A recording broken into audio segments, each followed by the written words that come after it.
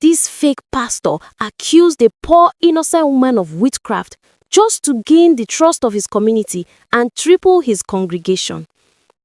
Let me tell you a story. The village of Ogbele was the kind of place where everyone knew everyone. Who quarreled last night, whose goat strayed into whose farm, who was owing, and who suddenly prospered. And in such a place, stories travel faster than the morning breeze. At the center of the village stood Prophet Chukwudi Ministries of Fire, a small church built with zinc, wooden pillars, and a large signboard that read, "Come and experience power, deliverance guaranteed." Before last year, Prophet Chukwudi was nobody, a struggling man constantly moving from one business to another. His congregation was barely 20, and most of them were children who came for the church biscuits he bought once in a while. But one thing Chukwudi wanted more than anything was influence. He wanted Ogbele to bow when they heard his name. He wanted people to kneel and cry when he prayed. He wanted respect, fear, admiration, all of it. And he would do anything to get it. Among the many souls in Ogbele lived a woman called Mama Ifunanya, a widow who lost her husband 6 years earlier during a boat mishap on the river.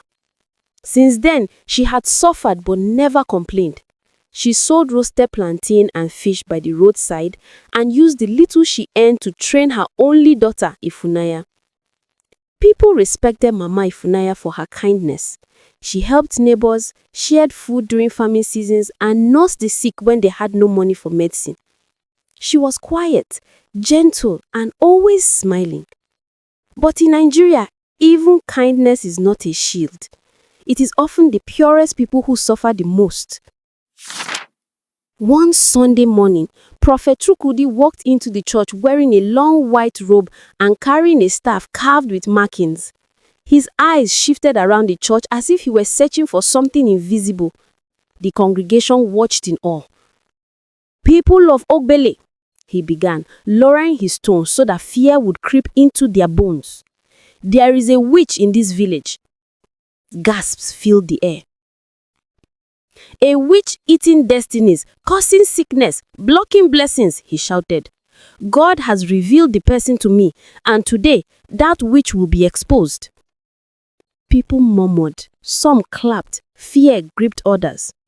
But what they didn't know was that nothing had been revealed. Chukwudi planned everything. For weeks, he had been thinking of how to grow his small congregation. He knew something dramatic would draw crowds, something shocking, something that would strike fear deep into the hearts of villagers, because fear was the quickest way to control people.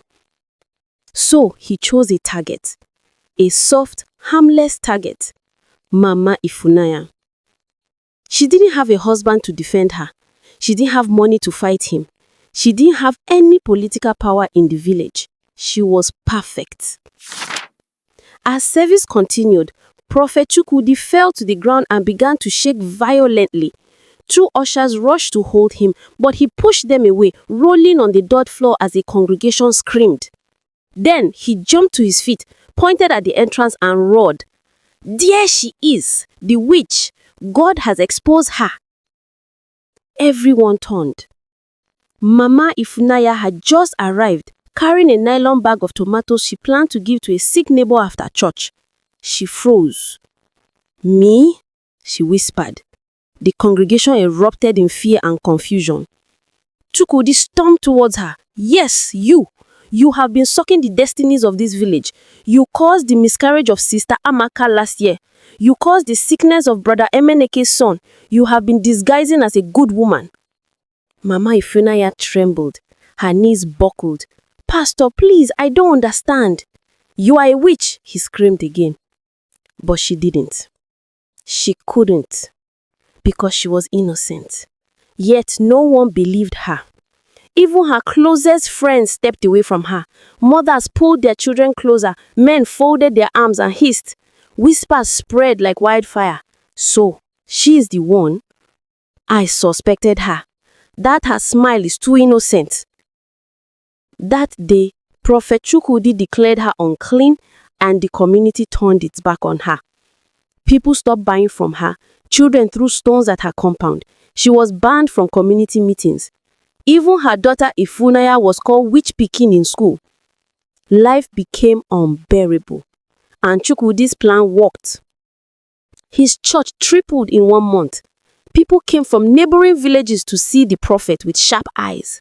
He gained fame, respect, and plenty of money. But not everyone was fooled. In Ogbele village lived a man everyone mocked, Odogu the drunk. His real name was Ifeanyi, but the villagers called him drunk because he spent most of his afternoons at the palm wine shed. His clothes were always dusty, his speech sometimes slurred, and because of that, nobody listened to him. But Ifeanyi had ears, sharp ones, and eyes, very observant ones. One night, while staggering home from the palm wine shed, he passed behind the church and heard Prophet Chukwudi talking to his assistant. Ifeanyi immediately got suspicious and turned on the recorder on his phone. Chukwudi laughed loudly. Now you see how simple these villagers are. Just shout small, roll on the ground, mention witchcraft, and they will believe anything. Even that innocent widow, they swallowed everything. His assistant chuckled. Sir, but are you not afraid of being exposed? Chukwudi scoffed. Who will expose me? That drunk Odogu? That widow that people already hate? Ha, I fear no one. Ifeanyi was shocked. His drunkenness disappeared instantly. His heart pounded. He heard and recorded everything. The next morning, he went to the village square to tell people what he heard. But as he stood before them, breathing hard, hands trembling, they laughed. Odogu, go and sleep. Alcohol don't finish your head. Who will believe a drunk over a prophet? Even the elders ignored him. He tried and failed many times. Every day he was mocked. The whole village believed he was just looking for attention. But Ifeanyi didn't stop. He knew the truth. He saw injustice, and he could not sleep knowing an innocent woman was suffering. One evening, Ifeanyi went to visit Mama Ifunanya. He found her kneeling beside her charcoal stove, crying quietly as the plantains burnt. I know you are innocent, Ifeanyi said gently. She wiped her tears with the back of her hand. Thank you, but it doesn't change anything.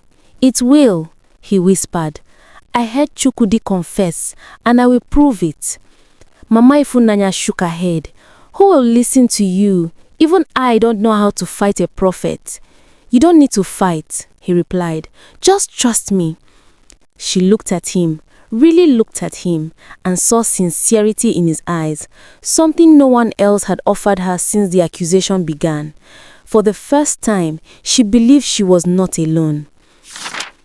One market day, when the entire village gathered under the giant mango tree, Ifeanyi climbed onto a wooden bench and shouted, I have proof.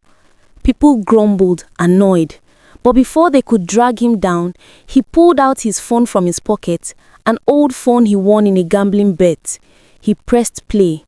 The crowd fell silent as the voices echoed. Chukwudi, just shout small, roll on the ground, mention witchcraft, and they will believe anything, even that innocent widow. They swallowed everything. Assistant, sir, but are you not afraid of being exposed? Chukwudi, who will expose me? That drunk Odogu?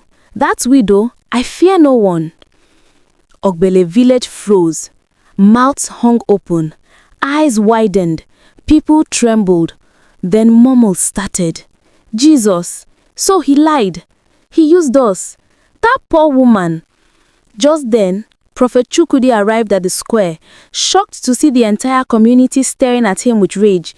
He tried to speak, but the villagers roared, Liar! Fake prophet! You accused an innocent woman. You made us punish her.